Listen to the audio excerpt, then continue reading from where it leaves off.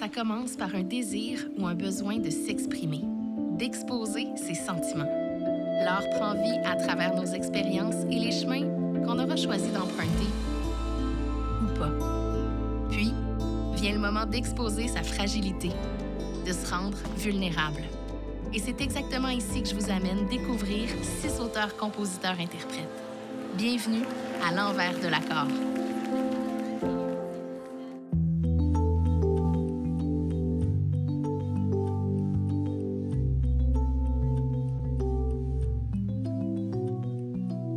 Aujourd'hui, je rejoins une autrice-compositrice qui n'a pas froid aux yeux. À la fois nostalgique et émouvante, sa musique nous invite directement à la réflexion et nous transporte dans une atmosphère des années 80, époque pendant laquelle la musique pop était sincère, évocatrice et ludique. Avec son personnage audacieux et authentique, si jamais tu m'abordes sur mon île déserte, elle surprend par son univers coloré. Mon invitée cette semaine, Ultraviolette. je chercherai seule, contemplerai seule le désordre dans ma vie. Cassandre, tu fais de la musique depuis des années, depuis un bon moment. Tu as eu des bands, des groupes de covers, des reprises. Et là, c'est un projet Ultraviolette, un projet où tu as créé ton alter ego. Comment on en vient à développer cette idée-là? J'ai lancé mon projet à la toute fin vingtaine / début trentaine, puis c'est comme arrivé à un moment dans ma vie où il y avait eu plusieurs ruptures en même temps. C'était la fin de la pandémie, donc le retour à une vie normale qui n'était pas la même vie normale. Moi, je m'étais séparée à ce moment-là aussi, puis là, ça a fait en sorte que j'ai comme fait un 360 sur moi-même, autant dans mon quotidien que dans ma personnalité. Puis je suis tombée vraiment dans une grosse période de redéfinition de c'est qui moi, qu'est-ce que je veux, c'est quoi mes objectifs. Puis j'étais déjà chanteuse, mais je savais que je voulais pousser ça vraiment plus loin, tu sais. Puis c'est là que l'idée de me créer un dédoublement, entre guillemets, ça m'a comme permis de faire mes expériences de vie. Mais en fait, ce que je veux dire, c'est d'aller chercher l'authenticité que je m'étais jamais... je m'étais jamais permis d'aller chercher cette authenticité-là avant, on dirait. Puis là, d'avoir quelqu'un d'autre, tu sais, Ultraviolette, là, elle était vraiment dans la direction d'un objectif que j'avais jamais suivi avant. Fait que ça a été la porte d'entrée vers la personne que je voulais être, mais que j'avais jamais osé être avant, peut-être. T'as un univers qui est relié à tout ça, hein? Oui. Comment tu l'as défini, cet univers-là? C'est quand même arrivé naturellement. Avec Ultraviolette, il y a le côté excentrique que... Tu sais, on dirait que toute ma vie, là, je m'étais demandé qu'est-ce qu'une personne normale ferait dans telle situation. Qu'est-ce qu'une personne normale répondrait à telle phrase dans une conversation. Puis tu sais, c'est fatigant, ça. Puis avec Ultraviolette, je me suis dit...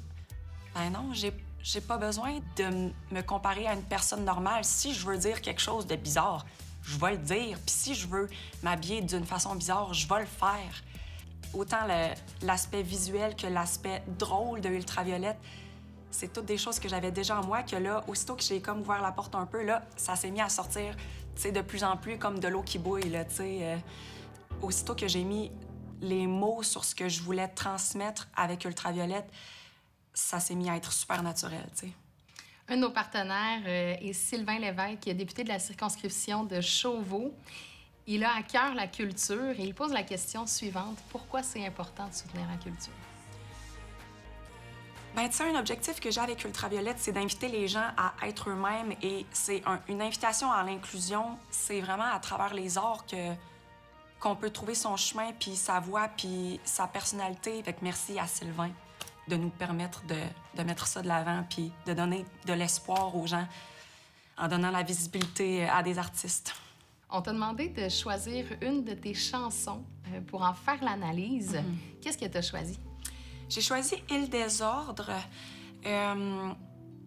C'est une chanson pour laquelle il y a l'aspect pianistique qu'on a vraiment gardé. Tu sais, souvent, quand j'envoie mes maquettes à mon réalisateur, là, c'est piano-voix, toujours mes maquettes. Puis lui, il transforme ça, il fait un cirque avec ma maquette. Mais avec cette chanson-là, il a dit « Ah, gardons la ligne de piano, tu sais, c'est bon, on la déguisera pas trop. Fait que c'est une chanson qui est vraiment le fun à juste faire version piano-voix, ce qui n'est pas le cas de toutes mes chansons. On garde vraiment le côté vulnérable et sensible de la chanson. Fait que je trouvais que ça se prêtait bien au contexte de l'émission. Tout à fait. C'est une collaboration? Oui. J'avais écrit toutes les paroles. Là. J'avais, mon squelette, un squelette assez sérieux de la chanson. Mais à cette époque-là, c'est... Île Désordre est sur mon 2e EP. Mais à cette époque-là, je travaillais par-ci par-là avec Jérôme, qui m'avait aidé pour des textes, surtout dans mon premier EP. On parle de Jérôme 50? Oui. Puis j'avais envie de le consulter pour ce texte-là parce que j'avais l'impression d'avoir quelque chose d'intéressant. Tu sais, le concept île déserte, île désordre. Puis je pense que j'avais l'impression de pas avoir assez creusé cette idée-là. Puis, tu sais, lui, c'est le magicien des mots, là. Fait que je savais qu'il allait vraiment pouvoir m'aider. Puis aussi, un truc que je trouve intéressant qu'il m'a appris, tu sais, lui, il y a le côté très technique de l'utilisation des mots, de l'utilisation des procédés. Puis moi, j'ai pas ces connaissances-là, mais c'est quelque chose qui est vraiment intéressant à apprendre et à s'approprier par la suite. Fait que il y a des choses comme ça, plus techniques, que j'ai apprises avec lui, que je trouvais vraiment intéressantes. Puis avec Île Désordre, il m'a aidé à pousser le concept jusqu'au bout, là, tu sais. À quel moment ça se fait qu'on va chercher la collaboration de quelqu'un d'autre? Est-ce que notre chanson est déjà écrite ou c'est au départ? C'est vraiment une question de choix. Soit tu te sens bloqué, tu te dis « Ah, j'ai besoin d'un regard extérieur », soit tu es juste en mode « Je trouve ça bon, mais ça pourrait être meilleur avec, tu sais, bouncer des idées avec quelqu'un d'autre ». Fait que toutes les options sont valides, tu sais. Puis dans ce cas-ci? Je pense que j'avais terminé, que ça aurait pu être la version finale, mais que j'avais le feeling que ça pourrait être mieux. Cette chanson-là, elle parle de quoi? C'est vraiment une chanson sur la solitude. J'ai écrit ça dans un moment où j'étais étrangement beaucoup entourée, le plus entourée que j'avais jamais été dans ma vie, mais c'était vraiment superficiel comme entourage. Je voulais explorer aussi le fait que c'était 100% mes choix à moi qui m'avaient menée là, à un endroit, l'île Désordre, l'île déserte. Cet endroit-là, tu sais, c'est comme si j'avais pris une allée simple en jet privé pour aller à cet endroit-là qui me semblait, tu sais, paradisiaque. Puis une fois rendue, une fois que j'ai fait le tour de l'île une couple de fois, je suis là, « Hey, mais c'est vraiment pas ça la vie, c'est vraiment pas ici que je vais atteindre mes objectifs, puis que je vais atteindre le bonheur, puis que je vais m'épanouir, tu sais. » Fait que c'est ça, c'était la solitude, le regret aussi, mais tout en sachant que je suis l'unique raison qui m'a menée à cet endroit-là. Ça prend de l'audace et du courage. Tes inspirations, c'est quoi? C'est vraiment ma vie, là. Tu sais, moi, je vis les affaires vraiment intensément. Il m'arrive vraiment pas tant de péripéties, là. Tu sais, mes péripéties qui m'arrivent, c'est des trucs super anecdotiques, mais quand il m'arrive de quoi, ça me rentre dedans, puis c'est comme tellement plus facile à coucher sur papier quand ce que tu vis, même si pour quelqu'un d'autre, ça serait super anodin, toi, t'es là « Wow, hey, c'est quoi ça? Hey, wow, faut que je fasse une chanson, tu sais, avec le fait que j'ai raté ma recette de sauce à spaghetti. » J'exagère, là, mais tu sais, une rupture, pour moi, ça devient une montagne qui me fait vivre beaucoup d'émotions, qui me fait écrire beaucoup de mots. Une rupture amoureuse, une rupture amicale aussi, ça existe. Tout ce que je ressens dans la vie, on dirait que ça me donne envie de l'écrire puis de faire quelque chose avec ça. Pour Île Désordre, est-ce que tu avais les paroles en premier? Comment ça s'est fait, ça? Eh bien, je te dirais que pour cette chanson-là spécifiquement, je pourrais pas te le confirmer, mais c'est à peu près du pareil au même, là, en général, quand je compose. C'est sûr que ça s'est beaucoup cristallisé dans les dernières années parce que c'est là que j'ai commencé juste à beaucoup plus composer puis apprendre à faire ça avec plus de sérieux. Mais, tu sais, mon scénario typique, là, c'est que je vais écrire plein de choses, mais c'est plus ou moins aléatoire. J'ouvre mon cahier, j'écris une phrase, j'écris une idée ou simplement un thème que je voudrais explorer. Je tourne la page, j'écris la même chose, mais sur un autre sujet. Puis là, quand j'ai comme l'impression que j'ai quelque chose de plus à expier, ben là, je vais ouvrir mon cahier puis je vais dire ça, je vais écrire une chanson là-dessus maintenant. Fait que là, je développe, je construis quelque chose, tu sais, un semblant de texte. Quand j'ai l'impression d'avoir un format, tu sais, quand même consistant, là, je m'assois au piano, là, tu sais, je commence à voir qu'est-ce que ça pourrait être la mélodie, l'harmonie. Puis quand je suis satisfaite de cette deuxième facette-là, ben là, tu sais, le reste se fait un peu en parallèle, la musique, les paroles, pour que finalement, le tout, tu sais, quand je me rende à la ligne finale, ça converge en même temps. C'est important pour toi que ce soit soigné? Tu sais, dans une chanson, tu peux dire les choses d'une autre façon que tu les aurais dit dans la vraie vie, dans une conversation, puis, tu sais, c'est beau. Une chanson, c'est beau. Écrire des chansons, c'est beau. Les mots, c'est beau. Fait que j'aime ça que ce soit beau, oui. Cassandre, je suis allée rencontrer la docteure Maude Carrier qui a analysé ta chanson. Oui, OK. Est-ce que tu as hâte de connaître ses conclusions? Je suis très intriguée parce que je le sais que cette fille-là, elle a un très gros parcours, autant musical que, tu sais, très technique, là. Fait que ça m'intrigue.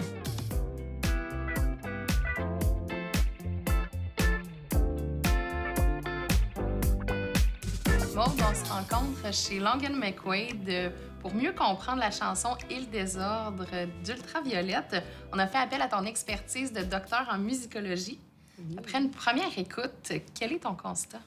On est vraiment dans un univers inspiré des années 80. Je pense que c'est pas un secret pour personne qui connaît un peu l'univers Ultraviolette. On sent un peu le smooth jazz, Quiet Storm. Moi, je me sentais un peu dans une chanson de Sade, le fameux Smooth Operator. Je sais pas si Ultraviolette sera d'accord avec ma comparaison, mais moi, c'est vraiment dans cette espèce d'univers-là que j'ai été transportée avec les claviers. Moi, j'aime beaucoup le piano électrique, là, très représentatif de cette époque-là. Donc, on est servi. Ensuite de ça, ben c'est sûr que on est aussi dans une histoire qui, moi, m'a touchée parce que, de ce que j'en comprends, pour moi, la suggestion de cette chanson-là, c'est quelqu'un qui vit une espèce de solitude un peu auto-imposée, en fait, une fatalité de la solitude, je dirais, parce que elle semble, en tout cas, être quelqu'un qui est un peu en décalage avec les autres, qui se sent incomprise, qui a peut-être de la difficulté à tisser des liens de par sa vie peut-être un petit peu particulière, justement le désordre dans sa vie, elle le nomme beaucoup. Donc, c'est ce que je ressens à la première écoute de cette chanson-là. Il y a un constat qui est fait justement de « c'est comme ça, alors ce sera comme ça ». Je le dis, c'est ça qui est fait. Oui, c'est pour ça que j'ai nommé la fatalité, parce que je sens pas je sens pas que c'est une chanson qui veut dénoncer cette solitude-là. Je sens plus que c'est une espèce de... assumer un peu que ça va être comme ça. Oui, d'acceptation. Exact. Ah, c'est super intéressant. Est-ce qu'il y a un élément qui se démarque? Pour moi, ce qui a été frappant, ça a été sa manière d'utiliser les rimes. Ah oui? Oui. Et je sais pas... on y revient tout le temps en musicologie. On peut faire des hypothèses, mais je sais pas, moi, si ça a été voulu ou pas, la manière que ça a été fait. Mais il y a vraiment des choses surprenantes dans sa manière d'utiliser les rimes.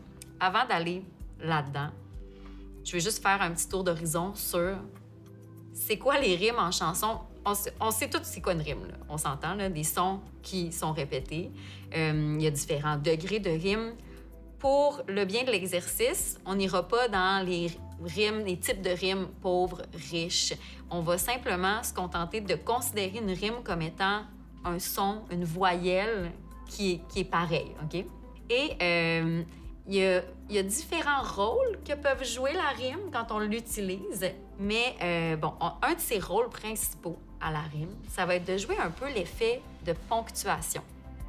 Tu sais, quand on jase, il y a des points, il y a des virgules, on les entend. Dans une chanson, la rime vient un peu jouer ce rôle-là. Ça va nous permettre d'imposer un rythme, une espèce de flow à notre chanson. Ensuite de ça, on sait... La plupart des gens savent qu'une rime, ça aide à retenir une chanson par cœur. Je savais pas. C'est vrai. Quand les sons se répètent, on retient plus facilement. Fait que ça, c'est un autre rôle que peut jouer la rime. Et aussi, la rime, de par justement son effet et de ponctuation et de rétention, va avoir un impact sur notre manière de recevoir la chanson. C'est-à-dire que des fois, ça va créer de l'attendu ou de l'inattendu. Oui. Tu sais, t'entends un son, tu te dis « Ah, je vais sûrement le réentendre, peut-être le vers d'après, peut-être... » Ou souvent, il va y avoir une espèce de schéma qui va être imposé, c'est-à-dire que si t'entends 2 vers de suite rimer ensemble, tu vas t'attendre à ce que les 2 autres riment ensemble aussi. Donc, on crée un effet d'attente. Et là, l'auteur, compositeur, interprète peut décider de s'en servir, en fait, de servir l'auditeur et de lui donner sur un plateau d'argent, ou créer l'effet contraire, de le surprendre. Ou d'être taquin puis d'aller jouer. Ouais. De dire, oh, regarde, on va rimer. Ah non, on rimera pas. Ah oui, c'est... On l'a déjà vu, on l'a déjà entendu, puis on se souvient de ces chansons-là aussi. Ouais, vraiment. Et là-dedans, c'est ça qui se passe. Fait que là, on va y aller avec des exemples concrets pour situer les gens quand même. Je vais lire, OK, les 2 premiers couplets de la chanson. Je les récite, je vais pas les chanter, je les récite. Avec la rythmique qui est suggérée dans la chanson. Sous le soleil d'été, rouge à lèvres appliqué. Mon corps fond comme un glacier, mon cœur froid toujours glacé. Si jamais tu m'abordes sur mon île déserte, sache que je suis l'experte pour mettre ma vie en désordre. On vient de croiser, là. On vient... en fait, c'est pas des rimes croisées, mais oui, je comprends ce que tu veux dire. En fait, on a changé le patron de la rime. Et moi, tous les fois que je l'entends, puis cette section-là, elle revient 2 fois. C'est le 2e couplet, mais c'est aussi le 4e couplet de la chanson. Et j'aurais pu m'attendre à, une fois que je l'ai entendu, je vais être habituée, donc quand ça va revenir, ça va être correct. Mais non, à toutes les fois, qu'est-ce qui se passe? Parce qu'il y a vraiment quelque chose aussi avec le titre de la chanson. Juste pour que ça soit facile à suivre, je vais répéter le 2e couplet. Si jamais tu m'abordes sur mon île déserte, je sais pas toi, mais moi, la chanson, je sais qu'elle s'appelle Île désordre. Je vais m'attendre à ce que ça soit si jamais tu m'abordes sur mon île désordre. Oui. C'est ça que je voulais, puis on me l'a pas donné. Après ça, c'est intéressant parce que la chanson, c'est ça qu'elle dit. Elle dit « J'ai de la misère à créer des liens avec les gens parce que ma vie, c'est un désordre. On peut pas... C'est difficile d'y entrer. » Et moi, je trouve que ça vient vraiment supporter cette idée-là de désordre dans la chanson, juste par une petite formule de rime. C'est très simple. Mais c'est très bien ficelé. C'est très bien ficelé. Est-ce que c'est voulu? Bonne question. Si c'est voulu, du génie. Si c'est pas voulu, génie, mais involontaire, là. Vraiment. Très bien fait. Ultraviolette utilise des mots assez justes. Est-ce que c'est pour amener un constat, pour mettre l'accent sur la voix, qu'elle répète qu'elle est seule, qu'elle fera seule, que c'est comme ça? Ben oui, en fait, tu me fais penser à un concept en musique qu'on appelle la prosodie au sens macro. OK? C'est quoi? La prosodie, c'est mon concept préféré. Au sens micro, là, la prosodie, ce que ça veut dire, c'est d'arrimer le texte à la musique. OK? Simplement. Micro, on va parler des accents toniques, par exemple, de mettre les bonnes syllabes aux bons endroits selon le cadre rythmique. Mais je t'embarque pas là-dedans aujourd'hui. D'accord. Au sens macro, ce que ça veut donc dire, c'est d'essayer que tous les éléments dans notre chanson se rendent service les uns les autres. Donc, c'est un travail d'ensemble. Exactement. Donc, ça peut possiblement avoir été un choix artistique qui a été fait de mettre la voix particulièrement de l'avant versus des instruments qui, c'est vrai, qui créent une espèce de... C'est plus planant, hein? On entend une espèce de bulle musicale, mais c'est vraiment la voix qui est mise de l'avant, elle est vraiment plus forte. Donc, il y a peut-être quelque chose dans la symbolique qu'on peut remarquer à ce niveau-là. C'est vraiment pertinent, Maude. Merci beaucoup pour ton expertise. Plaisir. J'ai hâte de voir la réaction d'Ultraviolette à ce niveau-là. Oui, moi aussi. Je foulerai votre terre. Elle est aussi promise aux solitaires. Qui me lancera la première pierre?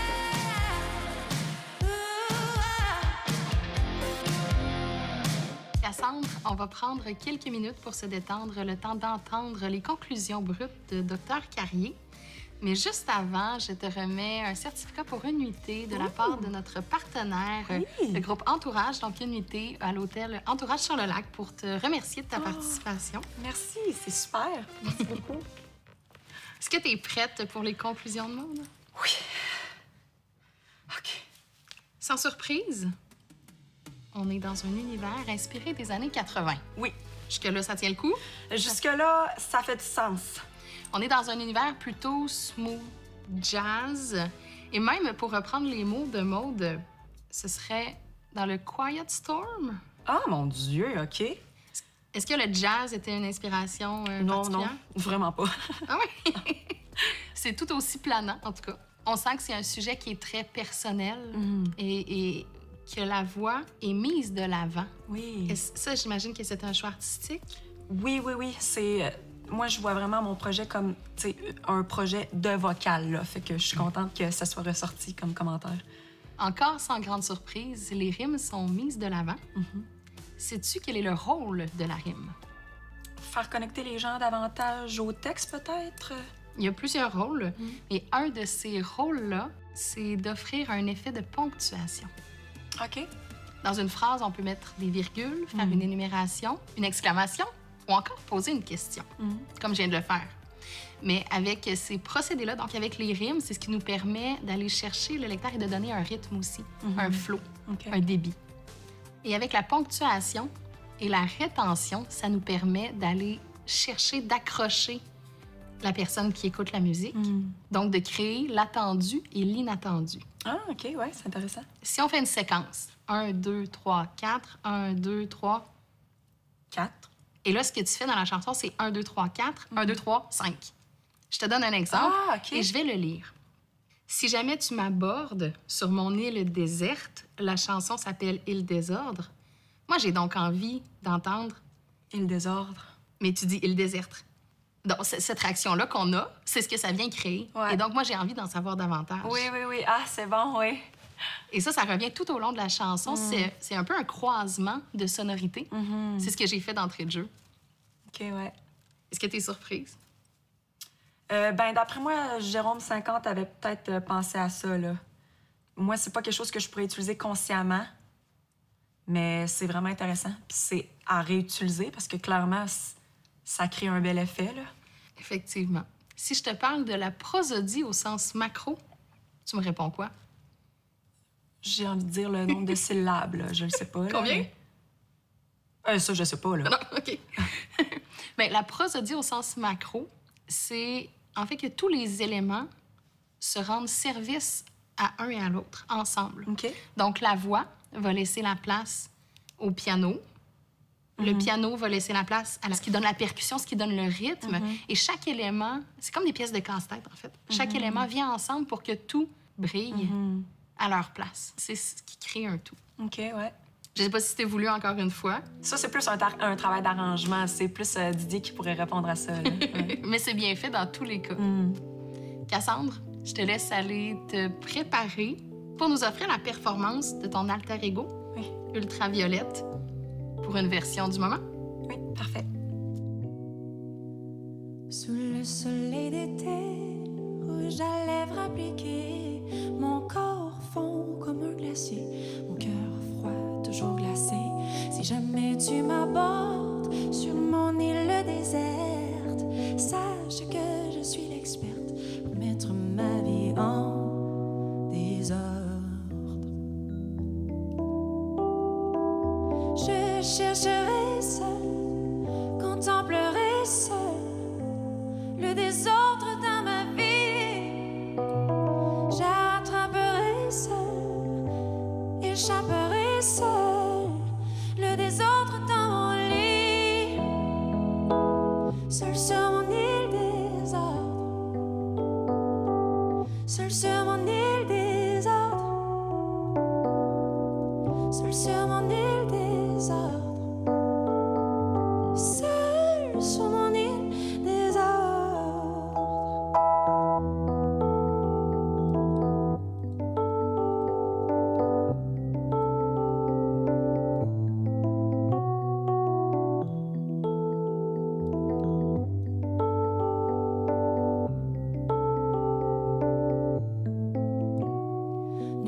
beauté parfumée, je suis déjà conquise. Tu viendras me couronner, feras de moi ta marquise. Si jamais tu m'abordes sur mon île déserte, sache que je suis l'experte pour mettre ma vie en désordre. Je chercherai seul, contemplerai seul le désordre dans ma vie. Oh, j'attraperai seul, échapperai seul le désordre dans mon lit. Seul sur mon île désordre, seul sur mon île désordre, seul sur mon île désordre, seul sur mon île.